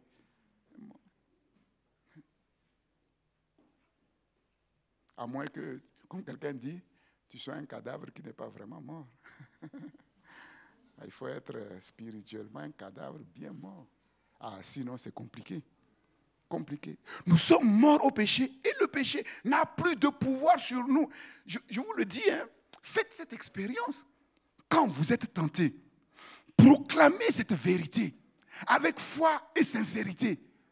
C'est-à-dire qu'il ne faut pas tomber et puis... Non, quand tu vois la tentation, proclame et tu vas voir. Tu m'en diras un mot. Tu m'en diras un mot. Tu dis, péché. Tu ne sais pas. Tu ne sais pas qui je suis. Moi, je suis mort au péché. Tu ne me dis rien. On n'est plus amis. On n'est plus amis. Le péché n'a plus de pouvoir sur moi. Parfois, on peut être devancé. Mais quand c'est toi qui... Je t'assure, ou la parole de Dieu, elle est créatrice, ou elle ne l'est pas. Proclame cette parole. Moi, je vous ai déjà donné une expérience. Là, quand je suis monté dans le métro, une belle fille s'assoit devant moi, mini-jupe. Elle s'assoit juste devant moi. Mais tu ne peux que voir ce qu'il ne faut pas voir. Donc, mes yeux sont tombés là où il ne fallait pas. Parce que sinon, tu vas sortir, tu vas fermer tes yeux. Comment tu vas sortir? Et comme je dis, le premier regard, ok, c'est le deuxième regard qui est KO. Là, le deuxième regard, ce n'est pas bon. Donc, je suis tombé dessus. Ben, j'ai vu son slip. Et puis, quelque chose voulait commencer à moi. Tout de suite. Non, j'ai pris le devant. Le verset est venu. J'ai proclamé. Je suis mort au péché. Et le péché, la convoitise, n'a pas de pouvoir sur... Je vous assure. Ce qui a commencé à se remuer là, ça fait... Ça s'est tué. Il s'est tué. Il s'est tué. Et c'est là où on voit que la parole de Dieu, c'est la vérité. Sinon, tu vas te séduire toi-même par de faux raisonnements. Tu es chrétien, mais quoi? Ou tu es chrétien ou tu n'es pas chrétien. Chrétien, mais moi, je n'accepte pas ça. Je n'accepte pas ça. Et c'est comme ça qu'on commence à lutter contre le péché. Et quand on lutte sincèrement avec le Christ contre le péché, on est toujours vainqueur du péché. Parce qu'on est mort au péché. Et parce que la parole de Dieu proclame que le péché n'a plus de pouvoir sur nous. Nous avons été ensevelis avec lui. C'est vrai. Nous n'obéissons plus aux convoitises du péché. Nous ne livrons plus nos membres au péché. Les impuretés du monde, ces modes vilaines-là, ces choses qui se passent dans les réseaux sociaux, le sexe facile, on n'est plus dans ces choses-là. Désormais, nos membres sont livrés à Dieu comme des instruments de justice. Nous avons fait un choix de vie. Et désormais, notre choix de vie, c'est de faire de mon Dieu, qui m'a libéré de ces choses, ma priorité. Ma priorité. Oui, mes membres sont livrés à Dieu comme instruments de justice. Nous sommes morts au péché. Et quand la Bible dit que nous sommes morts au péché, c'est un fait. C'est un fait. Un fait réel. C'est très important. Un fait réel. Passé. Objectif. Pas subjectif. Je n'attends pas, quand la Bible dit je suis mort au péché, je n'attends pas de ressentir quelque chose. C'est pour ça, souvent, quand les chrétiens parlent, ils disent, ouais, j'ai ressenti la présence. Moi, je ne vais pas sur ce terrain-là. la plupart du temps, on ne ressent pas la présence de Dieu. Si tu attends de ressentir la présence de Dieu pour croire que Dieu est avec toi, tu seras malheureux toute la journée. Dieu, ce n'est pas comme ça qu'il agit. Ça veut dire que tu ne crois pas en la parole de Dieu. Tu n'attends pas de ressentir. C'est un fait objectif. Que tu ressentes ou que tu ne ressentes pas, ça a été fait. Christ est mort, il a été crucifié à la croix. Et c'est pour toi qu'il a été crucifié à la croix. Et la Bible dit que parce que Dieu t'a mis en Christ, tu as été crucifié avec le Christ. Je n'ai pas besoin de ressentir quelque chose. Moi, je le proclame. Je le proclame. C'est un fait objectif. Cela ne dépend ni de la conscience que nous en avons, ni même de la compréhension de ce qui est dit là. Quand Christ est mort, tu étais là? Tu l'as vu mourir? Même ceux qui étaient là, qui l'ont vu mourir, est-ce qu'ils ont compris quelque chose? Ils n'ont rien compris. Ceux qui l'ont crucifié, ils n'ont rien compris. Je n'attends pas de comprendre ces choses. Dieu ne t'expliquera pas. Dieu ne te dira pas le pourquoi et le comment parce que tu ne pourras pas comprendre. Tu ne pourras pas comprendre. C'est un fait objectif, un fait passé, un fait réel. Et comment sommes-nous morts au péché? C'est ce que la Bible dit. Par notre union mystérieuse avec le Christ. Notre union mystérieuse avec le Christ. Comme Dieu nous avait mis en Adam, de la même manière, Dieu nous a mis en Christ. Or, c'est par Dieu que vous êtes en Jésus-Christ. C'est par Dieu que vous êtes en Jésus-Christ. Dieu a décidé de mettre ceux qui placent leur confiance en Jésus-Christ, de les mettre tous en Jésus-Christ. Comment il a fait? Moi, je n'ai pas besoin de savoir comment il a fait. Moi, je proclame simplement que je suis en Jésus-Christ. Et ça marche. Nous avons été baptisés en sa mort. Et le baptême, c'est la cérémonie de notre union, notre identification avec le Christ. Notre vieille nature a été crucifiée avec lui. Nous sommes morts avec le Christ. Et comme le Christ est mort pour le péché, nous sommes morts au péché, ensevelis avec lui. Et nous sommes devenus une même plante avec lui dans la conformité à sa mort. Une même plante avec lui dans sa conformité à sa mort, dans la conformité à sa mort. Et le péché n'a plus de pouvoir sur moi. Je suis libre du courant de ce monde. Je crois que je suis mort et je crois aussi que je suis ressuscité avec le Christ et que je serai une même plante avec lui dans la conformité à sa vie. Alléluia. Par le Saint-Esprit. Une même plante comme le cèpe et les sarments. Et je vis désormais du Christ. Je reçois tout désormais du Christ. Ma force est en lui. Ma sagesse est en lui. Ma sanctification est en lui. Ma victoire est en lui. Ma bénédiction est en lui. Mon tout est en lui. Alléluia. C'est mon union personnelle, mystérieuse avec le Christ que Dieu a décidé pour ceux qui ont placé leur confiance dans l'œuvre de Christ. Pour comprendre ce que signifie mourir au Christ, nous allons revenir prochainement sur ce que signifie notre union mystérieuse avec le Christ. Notre union mystérieuse avec le Christ. Vous voyez, ce sont ces choses hautement spirituelles qui font d'un être humain un chrétien, un enfant de Dieu. Si ces choses ne deviennent pas réalité en toi, il ne faut pas prendre le risque de dire que tu es enfant de Dieu. Tu vas te tromper par ta fausse vérité et tu vas fonder toute ta vie sur cette fausse vérité et tu vas te rendre compte que le péché a encore un pouvoir sur toi. Et ça, c'est pas bon. Ça, c'est pas bon. Le péché n'a plus de pouvoir sur nous. Nous sommes morts au péché. Et s'il peut nous arriver parfois de pécher involontairement, parce qu'il y a des choses que nous n'avons pas encore comprises, parce que nous sommes sur le chemin de la croissance spirituelle, que nous ne sommes pas parfaitement développés. Et quand nous tombons dans ces conditions, on est vraiment triste. Et c'est là où on voit que quelque chose a changé en nous. Oui. Les gens prennent les femmes des autres, couchent avec les femmes des autres. Quand ils le font, après, ils louent leur performance entre eux. Mais le chrétien, non. Quand le chrétien tombe, il pleure. Il se rend compte qu'il a failli. Il a manqué de vigilance. Et la leçon qu'il tire de là, c'est qu'il doit être désormais plus vigilant qu'il ne l'est.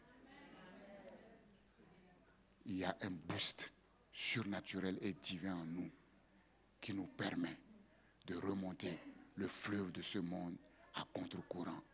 Et ce boost, c'est le Saint-Esprit et la parole de Dieu que nous avons reçue, qui est vraie et qui est réelle. Que Dieu soit béni. Seigneur,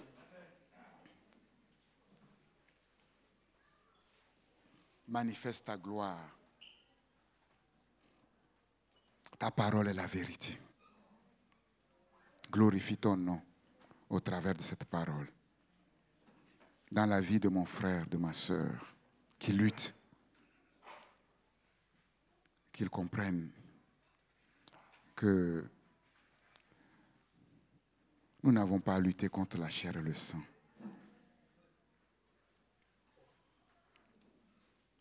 Seigneur, éclaire sur ces choses spirituelles. Que la foi ne soit pas fondée sur quelque chose d'autre que ta parole. Parce que si notre foi est fondée sur ta parole fait une œuvre extraordinaire dans nos vies et nous rend capables, de manière surnaturelle, de vivre une vie surnaturelle. Cette vie de victoire que Christ a acquise pour nous. Seigneur, que par la foi, notre mort en Christ soit une réalité pour tous, du moins ceux qui ont confessé ton nom, Seigneur. Si tel n'est pas le cas, Saint-Esprit, viens au secours, éclaire, purifie la foi des œuvres mortes et que ta grâce, cette grâce surabondante que tu libères sur toutes ces vies qui sont devenues par la puissance du Christ une vie nouvelle, que cette grâce surabondante, je te prie Seigneur, au Père, parce que c'est sur l'homme nouveau, c'est l'homme nouveau que nous sommes devenus en Christ, que tu chouchoutes comme tu chouchoutes le Christ. Seigneur, tu ne peux pas chouchouter l'homme ancien. Non. C'est l'homme nouveau qui bénéficie de tes grâces sans restriction. Autant que tu prends plaisir sans restriction en Christ, tu prends plaisir sans restriction en cet homme nouveau. Père, oui, au Père, et que la dynamique divine, que la dynamique de la croix, Seigneur, vienne totalement, entièrement dans les cœurs. Oui, tous ces cœurs qui luttent, mais qui ne savent pas que c'est contre eux-mêmes qu'ils luttent. Seigneur, que cette dynamique vienne s'installer au nom de Jésus-Christ. Au nom de Jésus-Christ. Nous n'avons rien à faire que de croire et de confesser. Nous ne luttons pas contre la chair et le sang. Seigneur, c'est le combat spirituel, le combat de l'obéissance à ta parole, par l'Esprit de Dieu qui habite en nous, Seigneur. Si la compréhension de quelqu'un sur ce fondement n'est pas correcte, je te prie, Seigneur, viens corriger. Personne n'a le droit de se fourvoyer là-dessus. Même si on ne sait pas comment cela se fait-il que nous puissions mourir en nous-mêmes en Christ. Mais quand ça se passe, on voit qu'on n'est plus la même personne. De par notre relation, notre attitude vis-à-vis du monde, vis-à-vis de la convoitise. Seigneur, Père, je te supplie, oui, je te prie de faire éclater ta gloire à ce niveau-là. Seigneur, en amont. C'est à partir de là que tout découle. Seigneur, s'il y a un problème à ce niveau-là, il y aura des problèmes sur tous les autres niveaux. Et le fait de venir à l'église, de faire ceci, de faire cela, ne changera absolument rien. Marie était simplement assise au pied du maître sans rien faire. Et elle a été approuvée. Seigneur, Dieu de grâce, Père, vraiment je vois que le combat de beaucoup se trouve vraiment à ce niveau-là. Le combat de beaucoup se trouve vraiment à ce niveau. Et le vrai combat, c'est vraiment d'entrer dans cette grâce et d'y demeurer, comme Paul l'a dit.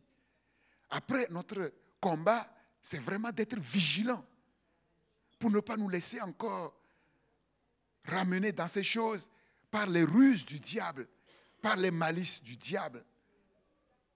Et cela en restant dans la parole que nous avons reçue, à condition que nous puissions avoir le temps de nous asseoir au pied du Seigneur pour continuer à être enseignés par cette parole. Voilà pourquoi j'insiste là-dessus. Il faudrait que tu fasses un bilan, seul à seul avec le Seigneur. Réécouter ce message et se poser la question devant Dieu. Est-ce que je peux dire devant Dieu que cette parole a accompli son œuvre parfaitement en moi? Si oui, gloire à Dieu. Et demande à Dieu de te donner la force de demeurer toujours dans cette grâce, dans cette vérité. Et tu vas voir qu'à chaque fois que le diable va vouloir te sortir, l'Esprit de Dieu et la parole de Dieu qui sont en toi vont t'amener à dire non et à demeurer ferme dans ton choix. Et si cette parole s'est pleinement accomplie, est-ce que tu as fait le choix de faire de Christ, qui a tant souffert pour toi, ta priorité? Si oui, comment tu le démontres tous les jours de ta vie? Sinon, là aussi, il y a quelque chose à corriger. Vous savez, je l'ai dit, la grâce de Dieu, l'enseignement de la grâce de Dieu, c'est que parfois nous pouvons ne rien faire et avoir tout. Et parfois nous pouvons faire beaucoup de choses pour peu de choses. C'est ce que la grâce nous enseigne. Dieu connaît ta destinée. Il connaît les choses pour lesquelles il t'a créé. Et c'est dans ces choses qu'il veut te conduire, pas dans autre chose.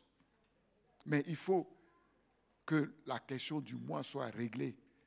Tes aspirations premières, tes motivations premières, il faut que tu sois mort vraiment dans ces choses pour que Dieu maintenant te donne ses aspirations et te conduise dans ta destinée.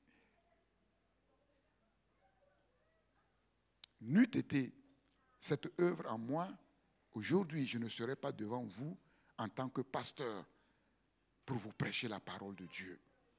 Parce que toute ma vie était radicalement opposée à mes aspirations avant de connaître le Seigneur. Quand j'ai fait le choix de faire de Christ ma priorité, je n'ai pu le faire que parce que quelque chose s'est réellement passé en moi. Et à partir de ce moment-là, j'avais la force de dire oui au Seigneur, où il veut, comme il veut, quand il veut. Et maintenant, après plus de 30 ans de marche avec le Seigneur, je ne regrette en rien. Au contraire, je vois tout ce que Dieu fait dans ma vie.